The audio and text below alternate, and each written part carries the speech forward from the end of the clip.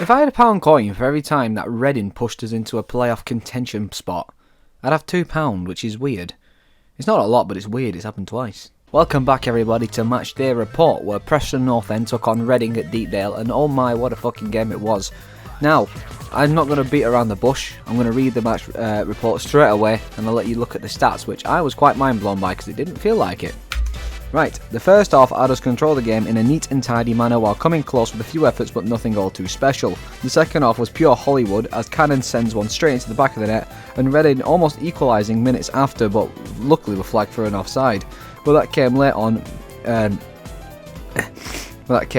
until Sir Brad Potts shut them down and secured the 3 points.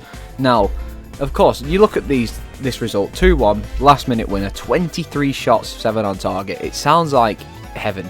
We were living in dreamland for a minute, but it's not all smiles, because obviously there's something I need to address and assess later on in the video, but we'll get to that. But as you can tell, super pleased with this performance. Of course, we played a team that is arguably very dire in terms of their current football, and that is understandable. You know, Paulins has now been sacked as well, so you could say we had the benefit of the doubt of playing a shit team, if you want to call it that, but it is what it is. I'll take what I can get. 23 shots, 7 on target, you know, had more of the possession.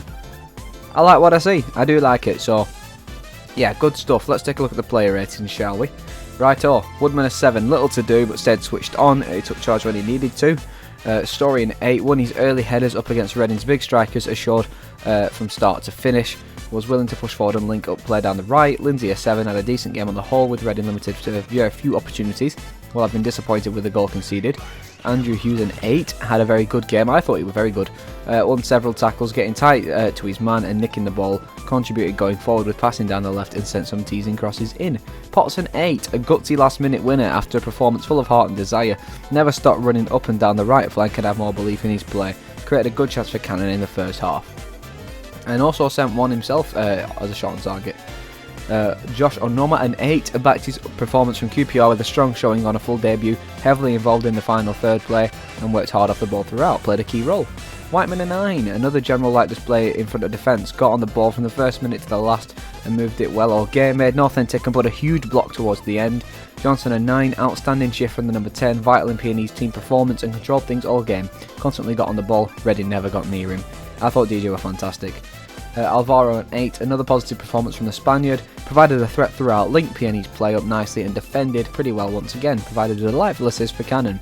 Pirate a 7, busy all game, even if the final shot or pass eluded him, was willing to run at Reading's defenders and never really gave them a minute's peace, and I respect him for that. Cannon an 8, took his goal emphatically after seeing one of 2 chances goal narrowly begging in the first half, keeps the coolest of heads in pressure situations and is proving to be a priceless gem for Preston.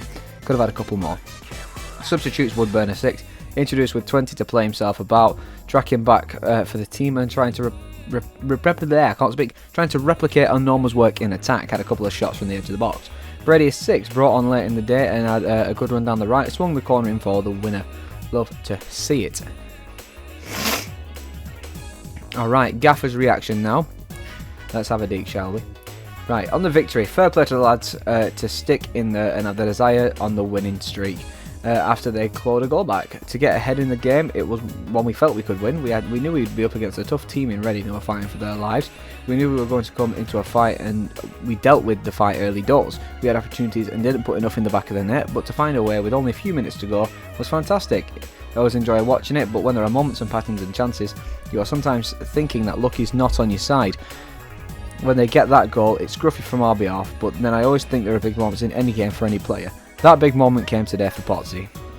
And the patience in Peony's play, we needed it because we said we'd have large parts of the ball. I thought we'd snatched at 1 or 2 things first half. Second half we were a lot better and had to do a lot more calmness in our play. Just before they scored, I felt the turnovers were too quick. We kept giving the ball away, hence why I had to pop at 1 or 2 players. Lo and behold, they got a long throw, which we'd worked on because we knew they were capable of that. A little bit of luck as it goes off the shoulder, but for us to then find a way, it was a great ball from Robbie for the corner because I thought they'd handled those well. They were trying to get a bit short, but Hughesy keeps it alive. Potsy's in there to barge it in, into the net with his head. He's massively brave. I thought it was fantastic in every way. When when it's there to go ahead, you've got to have that bravery, and he certainly did. on Cannon's 7th goal for the club. I've said to him at half time to keep patient and not get carried away, snatching up more. We've been coaching him on that delicate extra touch. His finish, the calmness of it was brilliant, and that's what he gives you. He listens, and when he does snatch one or two, he is the right areas at the right time, and it's touch, bang, goal. Our momentum, 62 points. We are on target to finish above last year, which shows the improvement in what we are trying to get. There are 5 games to go, which we feel are big games. We are joint 7th, we are 7th, joint 5th, but we will get back to the drawing board now, and the lads will have a couple of days of recovery. We'll get back to the points we are going to need to sustain an attack to get in, and if we can get in there, we can stay in there. The last 9 games, probably, we've been setting targets every 3 games, and we'll do the same Thursday. We'll then see if we can achieve them, and if we can, it will be amazing, but it won't be for the lack of trying. On Johnson's influence, he's always played a massive part. When Brownie's not there, he's a leader and he has to lead. He led by example with his performance today, and hopefully it means he gets a new contract because he does deserve it. On North End spirit, they're all friends and good lads in and around the dressing room. That's a big word. Camaraderie, I think that's it. Camaraderie, maybe? Something like that. I'm so shit with words. Let's Google it. Mutual trust. Okay, so the friendship within the group is frightening. I've been in and around good groups and all smell of love and a bond. They're all with each other, mixing with each other, and it's really nice to see. The lads have taken Norma in, but some of them knew him from their England days. Jesus Christ, I need to work on my grammar. On Peeney's improvement, yeah, results show that, but I think we did play well. We've been playing well for a while, just not finding the back of the net or that crisp pass. I think we've played some good football over the course of the season, and I want to play good football and score goals, but as I say, at this stage of the season, I'm not really bothered how it looks at the moment. Yeah, we are playing good footy, which is good, but it's all about points, and that's what it is all about, and that's what we are making sure we are taking advantage of, because it's coming in thick and fast. And also, while I'm on Lights Live, we may as well discuss the injury with Alan Brown, which I think it has been confirmed that it's not good. Yeah, not good, Brownie, said Lowe after Monday's win. He's probably going to be a few weeks off. He's had a whack on his medial ligament and he's had a scan. He won't be with us. I don't know how long it's going to be. It is day to day. He's in a brace at the moment. As a precaution, we'll have to take each step as day as it comes, but he's certainly not going to be available for the next 2 weeks. Okay, so that means no Brown for Blackburn or Millwall. And then whatever it looks like after that, maybe there's a possibility. I'm just saying that in the next 2 weeks he won't play.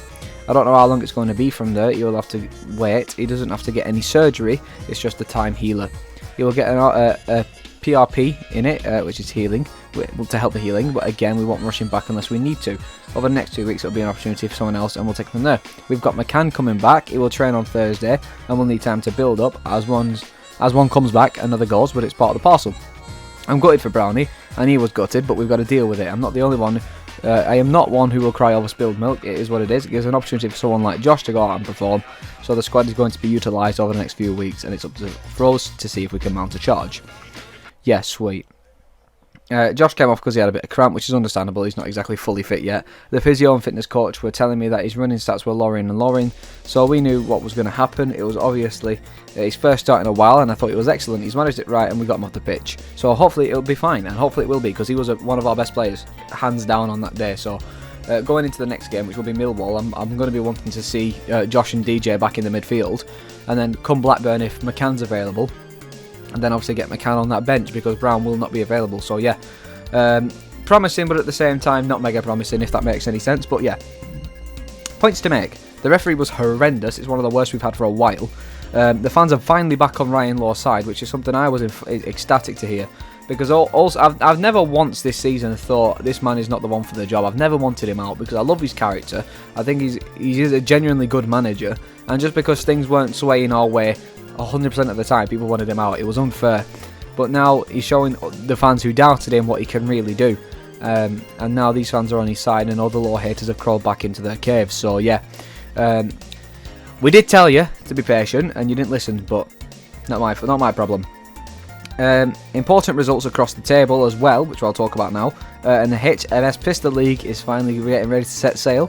Okay, so the pros, we had a great performance, scoring consistently now.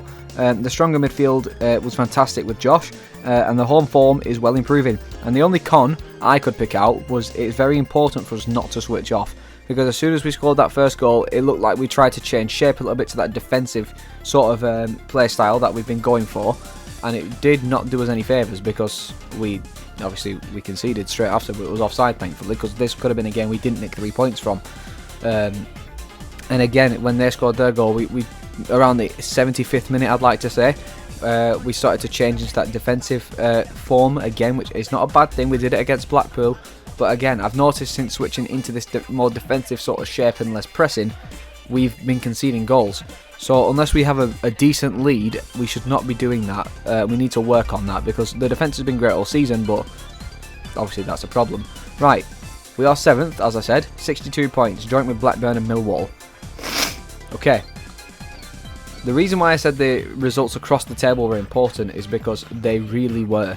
If you take a look at the results from yesterday, Blackburn nicked a point at Huddersfield, which was very unfortunate, because if they didn't, we would be 6th.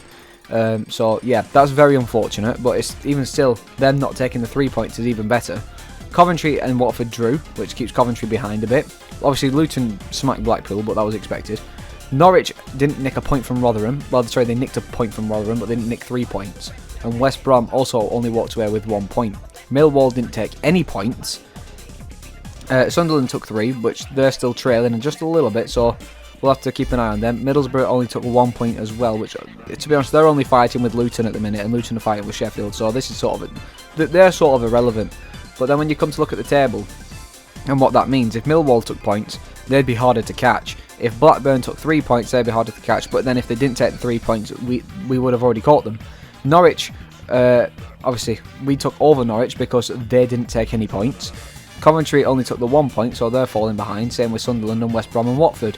Those teams getting those draws was very, very important in terms of our results, because if they didn't take those points, we wouldn't be in 7th, essentially. We would still be sitting around 8th or 9th. But considering we're joint 5th at the minute, with, I think, 6 games to go, or thereabouts, maybe 5 games, something like that, why not just throw everything to the floor and say, fuck it, let's just have a go? Because it's ours for the taking at the end of the day. What can go wrong? I mean, now that you say that, you think about it, but again, what harm can be done in just having a go? Because if we don't have a go and we just think, yeah, we'll try, but we're not going to go for it, we're not going to make it. If we genuinely go for it, I can smell the playoffs. Wembley's already on the horizon. You know what I mean? So if we can keep level-headed, like Ryan Lowe was trying to do it full time, even though we was all encouraging him with the fist bumps and stuff. If we can keep level-headed, we can go into these next set of fixtures with that positive mindset, whilst also reserve mindset, I genuinely believe we've got a good chance of the playoffs. So yeah, I'm very, very happy with where we are at the minute, and provided things go well, we could be seeing a very good end to the season. But anyways, I've been 8-Bit Preston. Thanks Tom for watching. Obviously, like and subscribe and all that good stuff. I don't say it enough, so here's me saying it. Make sure to check out the shop in the description as well. I didn't have an advert to place because I don't have any products to advertise, any new products anyway. So just go and check that out at your leisure. No pressure. And yeah, and by the way, Millwall video at the weekend will not be releasing on Sunday or Monday. It will probably release on the Tuesday, because I am going to Birmingham for the weekend. Not to watch Birmingham, obviously, but I'm going to Birmingham with the missus.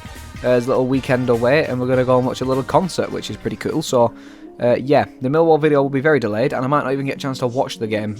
So we'll have to wait and see how that goes. But yeah, thanks Tom for watching. Appreciate that very much. And I'll see you all. Come on the fucking playoff whites.